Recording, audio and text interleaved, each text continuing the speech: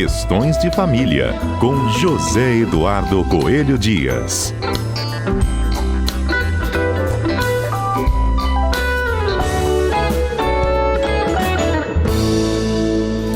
Esse mês de novembro, ele tem sido dedicado aqui ao Questões de Família para a gente debater a situação dos idosos, né? Começamos lá com o Estatuto do Idoso, quais são os direitos e deveres, passamos aí pelo cuidado dos filhos, né?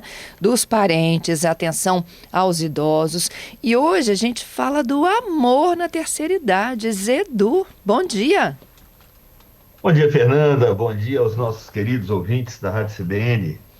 Que tema maravilhoso, hein? Adorei também. É tão engraçado a gente ver essas questões. Eu me lembro, Fernanda, quando eu era mais novo, né? Quando eu era menino, e eu via uma pessoa de 50 anos, eu achava que era um velho, eu achava que seria um absurdo um velho namorar, um velho ter relações com alguém, né? Um velho de 50 anos. E aí a gente vê que as coisas vão mudando, que o mundo vai evoluindo e que há uma quebra de paradigmas. E hoje a gente não pode mais chamar ou dizer que uma pessoa de 50 anos é uma pessoa velha, né? Muito pelo contrário, uma pessoa de 50 anos hoje está. 50 é o novo 40, né, Fernanda? Eu acho que é o novo 30, tá? Novo 30. Zedu, Tá a gente vê certo. as pessoas recomeçando aos 50, né? Construindo novos relacionamentos aos 50, aos 60, e isso agora ficou muito comum. Muito, muito comum.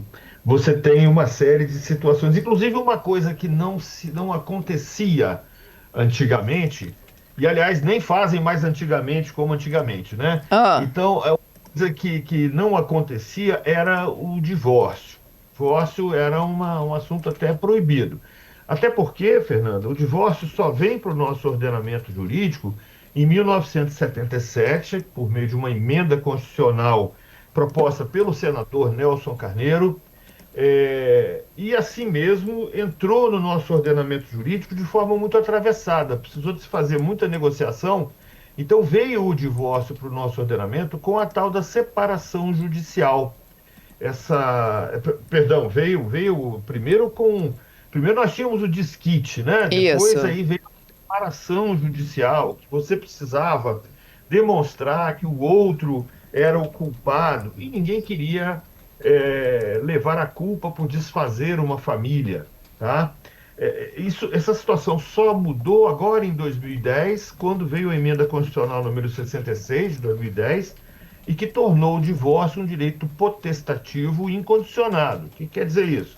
Você, para se divorciar, basta você ter vontade de se divorciar e você não está atrelado a nada. Você pode fazer a partilha em outros processos, o cuidado com os filhos em outros processos, as pensões. Você não precisa de muita coisa. Para o divórcio, basta você querer. Hoje se fala até em divórcio liminar. O que seria isso também, divórcio liminar? Você propõe uma ação e já o primeiro despacho do juiz pode, em tese, o STJ já disse que sim, pode ser a decretação do próprio divórcio, mesmo antes da citação da outra parte. Então você vê que houve uma modificação, mas houve uma modificação também da sociedade. Porque o que acontece? Essas pessoas que antigamente se limitavam, homens e mulheres, tá, Fernanda? Se limitavam a se recolher dentro de casa ou a segurar o casamento, né? Em nome da família, em nome de alguns valores que eram comuns. Hoje você não tem isso. Hoje as pessoas, independentemente da idade, fazem as rupturas, em alguns casos de forma bastante madura, bastante até eu ia dizer bonito, mas não sei se bonito é a palavra, mas de uma forma bastante serena, em que compreendem que a felicidade não está ali no casal e que os dois podem ser felizes de formas diferentes. Há uma compreensão maior também das famílias. Mas é claro que ninguém gosta, né? Divórcio não é uma coisa que a gente faz porque gosta. Divórcio a gente acontece quando a gente precisa, quando não há uma alternativa, não é verdade, Fernanda? É verdade. E quando você se lembrou aí um pouco, né, do antigamente, que não se fazem mais antigamente, as pessoas viviam, né, nessas relações completamente desgastadas, porque não entendiam o princípio aí da possibilidade de recomeçar. Era impossível isso para a sociedade, né? Perfeitamente.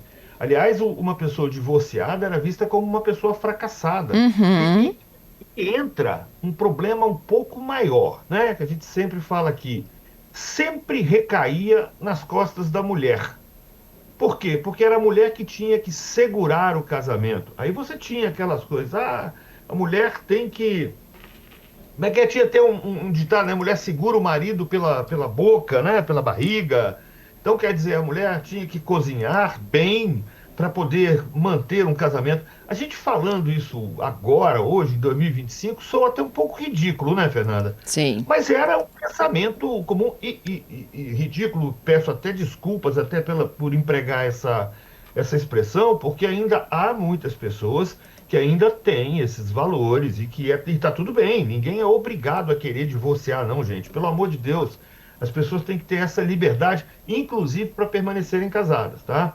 Agora, o que não dá para você aceitar são pessoas que aceitam determinadas relações só em nome de manter o casamento. Relações abusivas, com violência pessoal, física, patrimonial, psicológica e tantas outras, né?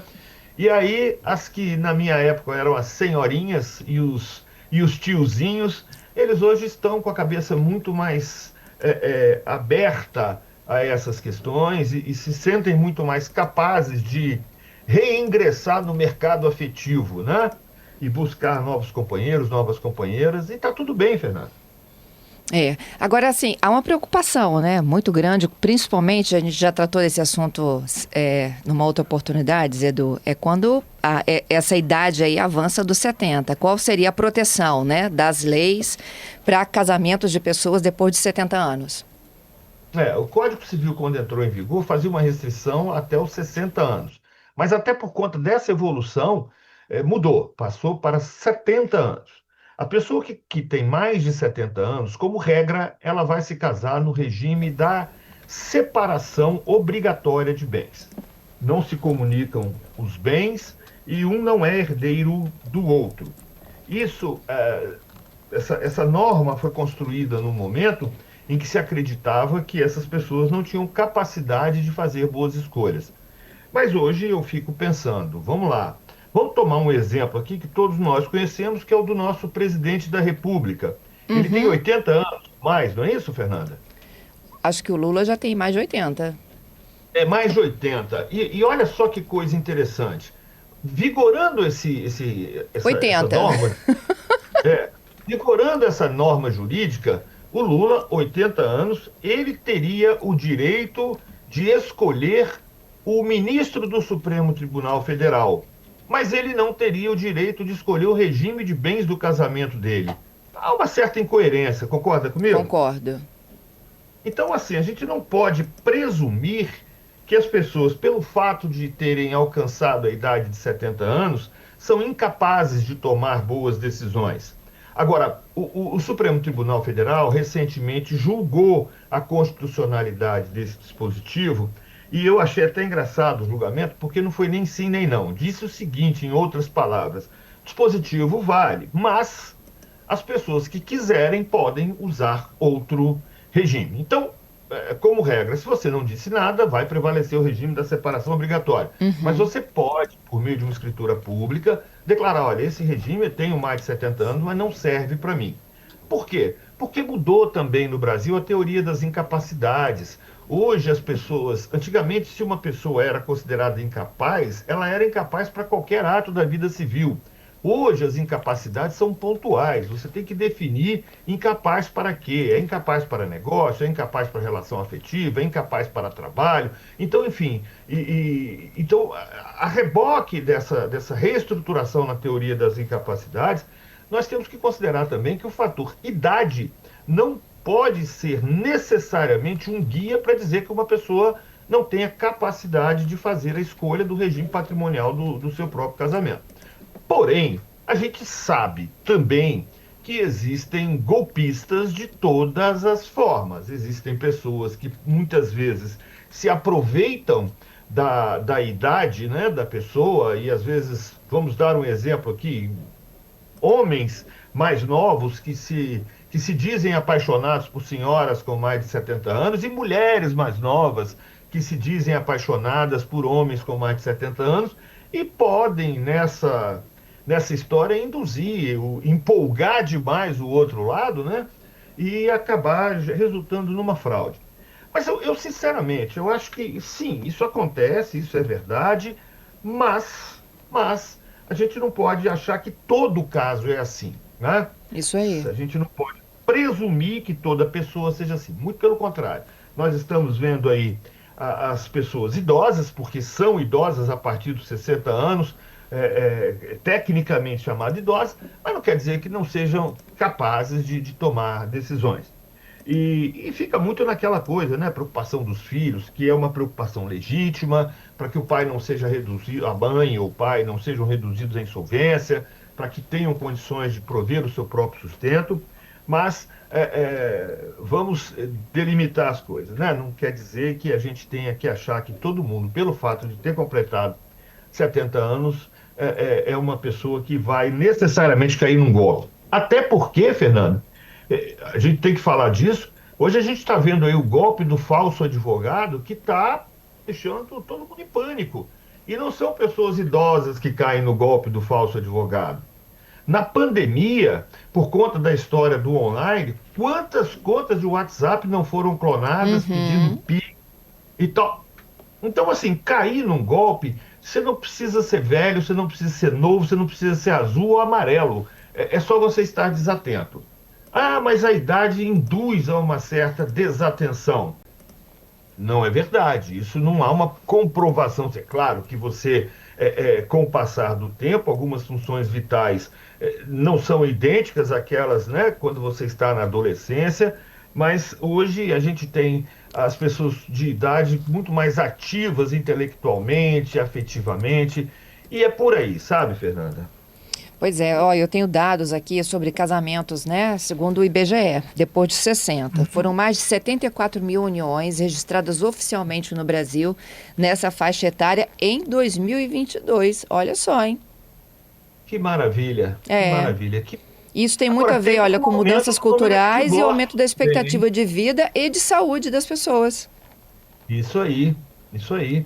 Temos também, Fernanda, com o surgimento, acho que na década de 80, se eu não estou muito enganado, ou talvez final de 70, com o surgimento das medicações contra a disfunção erétil também, evidentemente que isso aí mexeu muito com essas questões, tá? Aham. Não tenha dúvida, não tenha dúvida, que isso acabou trazendo muita gente que estava fora de combate para a briga de novo, né?